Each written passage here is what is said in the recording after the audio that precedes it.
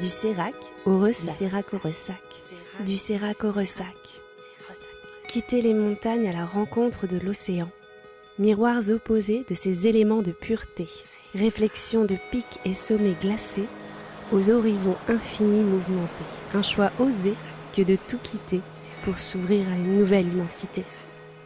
Un conte de fées salé, de la raclette aux saveurs d'Espelette, ou glisser d'une pente de neige fraîche et surfer les embruns dorés.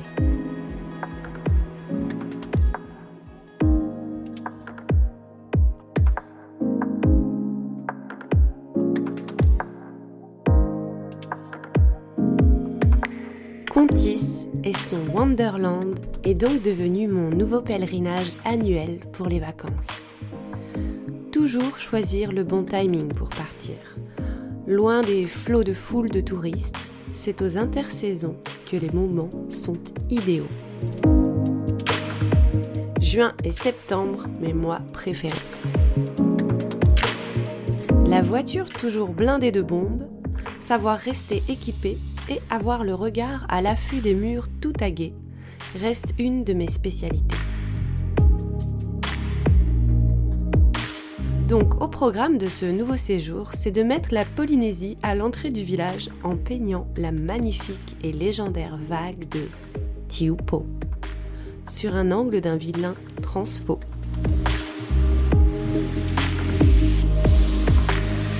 D'un côté, la vue depuis l'intérieur du tube au travers duquel se dessinent les sommets des montagnes aux couleurs de la jungle.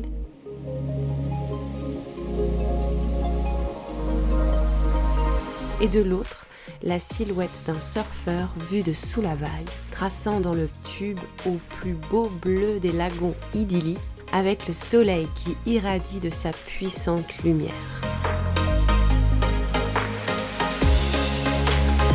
Lorsque je réalisais cette fresque, j'ai rencontré Alain, qui me klaxonnait à chacun de ses passages pour saluer l'ouvrage achevé. Et vu que ça lui plaisait, il m'a autorisé à me défouler sur le mur de son école de surf. Du Sérac au Ressac. Du Sérac au Ressac.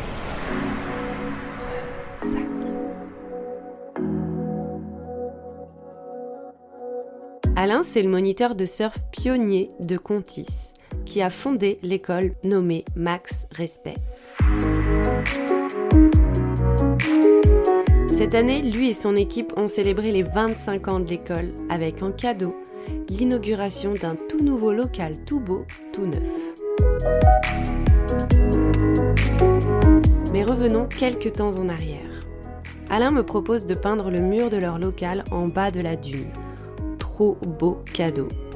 Je leur ai fait un superbe coucher de soleil sur l'océan, aux couleurs flamboyantes, roses, orangées et des nuages embrasés.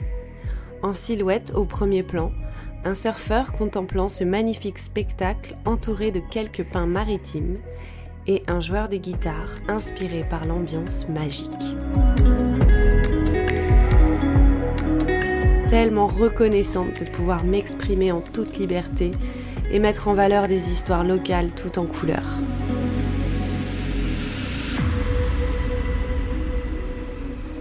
En tout cas, si vous cherchez à apprendre à surfer dans le coin, n'hésitez pas à les contacter. L'école, c'est maxrespect.com. Et il s'est même avéré que le grand ami et collaborateur d'Alain, Thierry, dit Tonton, c'est aussi le super pote de Younes, mon moniteur de surf à Imswan, dont je vous ai parlé dans l'épisode numéro 2. Je vous le dis, la vie est une vraie magie. Et pour continuer dans ces incroyables synchronicités, un personnage bien sympathique, retrouvé au détour d'un marché sur le sol landais, c'est un bonhomme plein d'humour et de dérision. Avec ses yeux verts et ses petites lunettes, il a l'œil affûté pour l'image et son talent s'exprime aussi dans la culture de fruits et légumes. Il est toujours accompagné de son fidèle petit toutou nommé Tocard. Je l'avais connu à Chamonix sur les pentes des Grands Montées à rider la poudreuse et je le retrouve en bottes de pluie dans une oasis au cœur de la forêt. Son pseudo en dit long sur son passif de sculpteur de boss des montagnes pyrénéennes.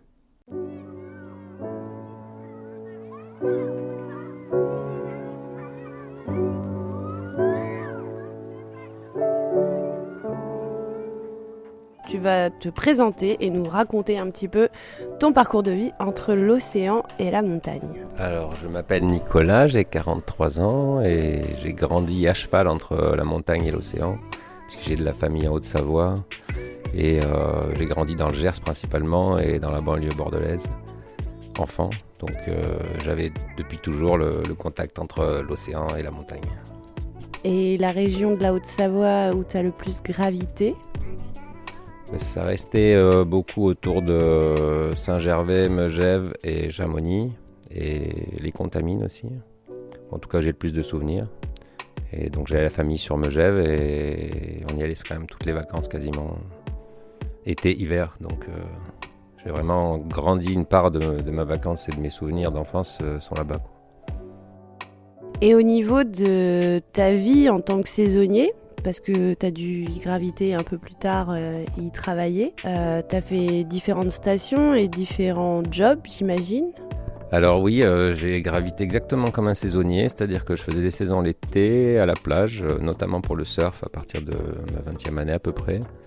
Et puis et l'hiver donc pour la passion du ski et du snowboard, donc par contre beaucoup plus dans les Pyrénées, parce que j'étais très attaché aux Pyrénées du coup en étant plus proche. Et je suis resté pas mal là-bas quand même, j'ai fait qu'une saison à Chamonix. Une des dernières saisons que j'ai fait c'était à Chamonix, oui, mais c'était un vrai plaisir d'ailleurs. J'ai fait des belles rencontres. Donc ouais, tu travaillais en tant que photographe dans la vallée de Chamonix quand tu s'est rencontrés et du coup c'était ton job de saisonnier ou c'était plutôt de la passion que tu voulais développer en tant que freelance? Alors à cette époque-là, j'étais un peu dans le doute après la transition avec le numérique et j'avais un bon appareil et j'avais la chance d'avoir Franck Bernès, un bon ami des Pyrénées, qui était lui en train de gérer la marque Zag sur place et avec qui j'ai trouvé un bon deal qui était on te loge, on te file les forfaits et puis comme ça on a un photographe dispo et moi ça me permettait d'avoir un camp de base sur place. Et puis après j'avais d'autres connexions un peu plus locales et du coup elles se sont faites assez vite et c'était un peu magique comme hiver parce que ça faisait longtemps que je voulais y aller. J'avais pas trop ni je pense les compétences parce que c'est quand même une montagne un peu flippante on va dire. Et après c'était une seule saison parce que je savais pas trop si j'allais retourner là-bas l'année d'après. Puis en fait je me suis aperçu qu'il n'y avait pas forcément tant de travail dans tout ce qui était un peu photo freeride. Je pensais qu'il y avait un peu plus de travail sur place et du coup j'avais pas vraiment la nécessité ou la possibilité de revenir l'année d'après, donc je suis pas revenu, mais j'avais fait pas mal de choses que je pensais pas faire dans ma vie, donc j'étais très content de ma saison surtout. Et c'était une bonne fin parce qu'après je me suis retrouvé quand même plus dans les Landes, à vouloir m'installer dans les Landes, donc j'ai fini sur quelque chose de cool. Plus la Grave aussi un petit peu où j'ai eu le temps d'aller, donc c'était vraiment le bonheur et je compte y retourner quand même plus tard avec mon fils notamment. Et les trucs super cool que tu as fait à Chamonix ou à la Grave, c'était quoi par exemple tes meilleurs souvenirs, tes performances, comme on aime bien dire là-bas, ou tes runs où tu rêvais de faire? Ma performance, j'ai toujours été accompagné donc, par des locaux qui étaient plutôt bien calés. D'où Charlie à l'époque, il voulait bien faire des photos avec moi, donc c'était trop cool, il m'emmenait partout, on était toujours au bon endroit. Et puis après, c'était surtout le souvenir que justement très bien accueilli et quand même une bonne mentalité dans l'aspect hors piste et ambiance à montagne en fait. Et j'avais un peu des appréhensions par rapport à ça, une peur un peu d'une forme de localisme liée à la surcharge de monde là-bas. Et en fait, c'est vraiment grand la montagne là-bas, donc il y a vraiment de quoi faire et c'était surpris par ça surtout, la qualité de la neige qu'on n'a pas dans les Pyrénées, les dénivelés, enfin complètement un autre univers pour moi en fait, c'était l'Alaska du petit Pyrénéen on va dire. Et les parallèles que tu peux faire entre la Grave, la Meije et Chamonix? Entre la Grave et Chamonix, c'est pas pareil, c'est pas vraiment pareil du coup, hein. C'est assez marrant. La Grave, je sais pas comment on peut comparer, la Grave c'est une petite fête foraine de village et Chamonix c'est un peu Walt Disney quoi, c'est Disney World quoi. Donc les deux sont vraiment très cool quoi, je pense. Et je suis quand même foncièrement peut-être plus proche du petite fête de village et de l'ambiance qu'il peut y avoir à la Grave. Mais je reste vraiment impressionné par Chamonix, les montagnes. C'est autre chose quoi, c'est à part vraiment. Du Sérac au Ressac. Du Sérac au Ressac.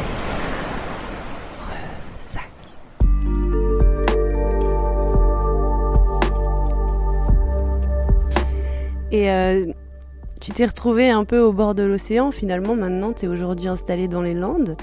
Et au niveau de ton job, c'est un petit peu complètement différent. Est-ce que tu peux nous en dire plus sur ce que tu fais aujourd'hui ? Alors aujourd'hui, je suis maraîcher et je fais des légumes bio. J'essaie de faire fonctionner une ferme de manière assez autonome, on va dire.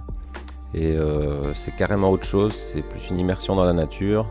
Je surfe beaucoup moins parce que j'ai beaucoup de choses à faire sur le terrain, mais c'est vraiment toujours la nature en fait, plus les plantes maintenant et une vie un peu plus, on va dire, rangée que la vie de saisonnier. J'ai un fils, donc avec le maraîchage, il faut quand même s'accrocher pour assurer derrière. Donc j'ai une vie bien remplie, mais un peu moins ludique qu'avant, on va dire.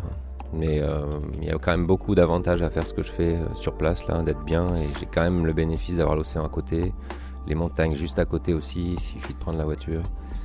Donc en ce moment, je suis dans une phase vraiment de travail, d'installation de la ferme, mais je compte bien reprofiter un peu plus tard de toutes les joies de la glisse.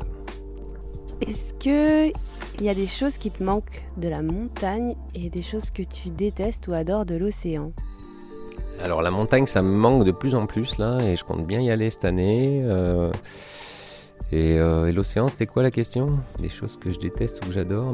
L'espèce de frustration qu'il y a dans le surf avec les vagues pas trop régulières, entre le vent qui va pas, la houle qui va pas, et voilà, donc c'est assez... la montagne, même quand c'est pourri, même si la neige est pourrie, tu peux quand même te balader, même s'il y a du vent, tu peux quand même te balader. Le surf, des fois, t'attends un peu le miracle.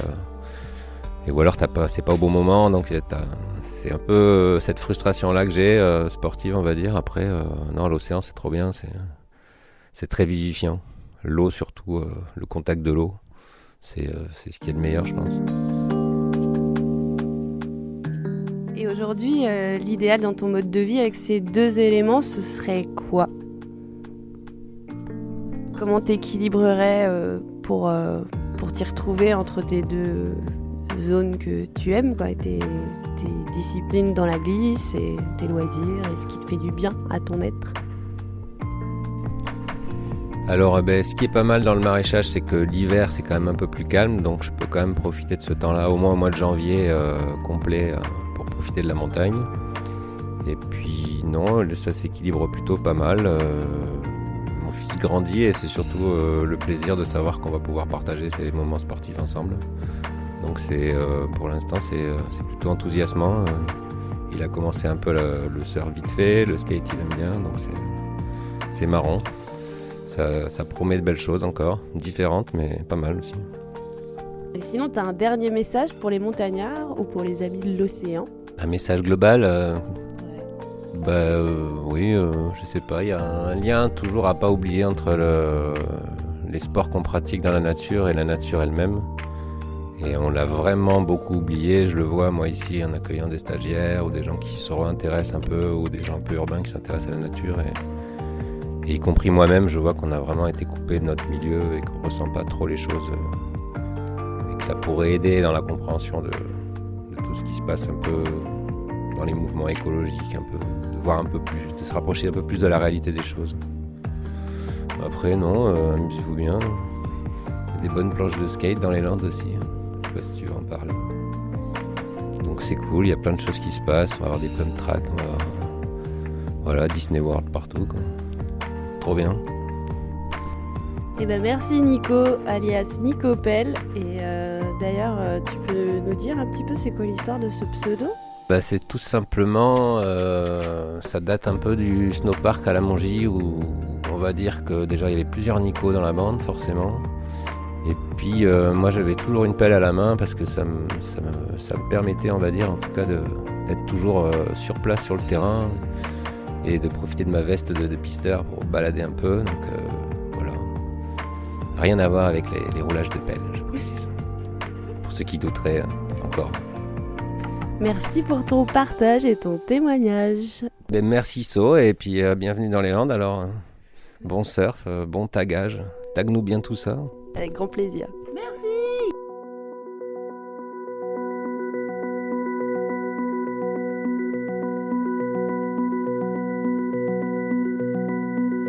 Nicolas a réussi à créer une véritable oasis d'abondance au cœur de la forêt.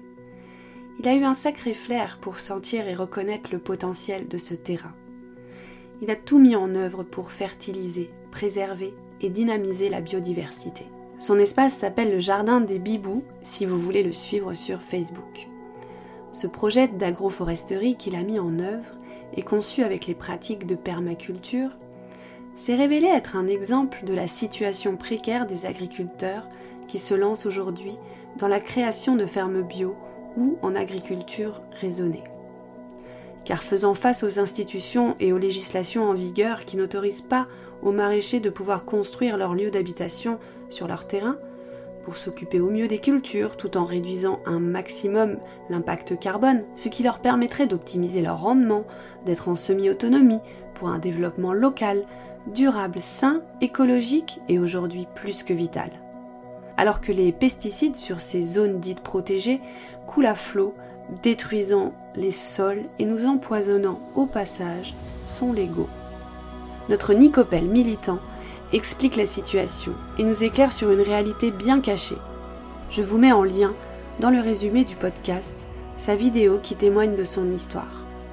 Étant un peu pirate dans l'âme, il a tout essayé pour optimiser au mieux et vivre décemment en accord avec ses valeurs, en construisant une petite maison en bois pour y stocker ses récoltes, ainsi que pour pouvoir être au cœur de son activité en réduisant au mieux son impact environnemental.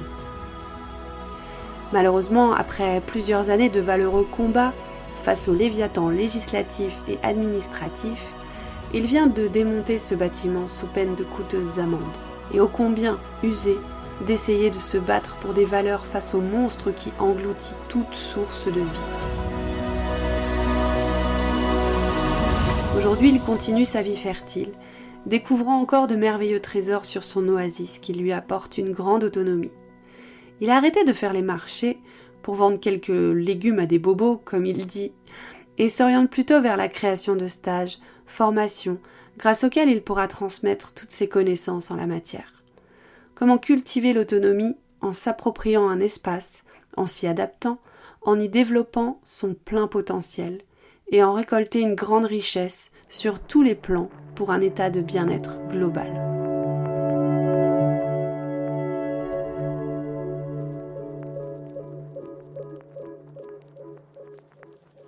N'hésitez pas à le contacter, il se fera un plaisir de vous initier et de vous partager ses savoir-faire.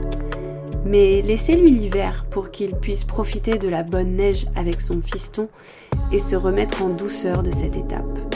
De nouvelles graines ont été semées pour de futurs horizons. Et un printemps florissant de partage, transmission et de belles aventures est à venir. Chapeau Nico pour ce courage et cette énergie de se donner pour la nature et le vivant. Dans le prochain épisode, pour rester connecté à ces deux éléments opposés que sont la montagne et l'océan, nous allons explorer les parallèles et les contradictions que l'on trouve dans nos chers instruments de glisse. Nous oscillerons du flocon à la vague pour tracer un portrait ludique de ces jouets magiques. Du sérac au ressac. Du sérac au ressac.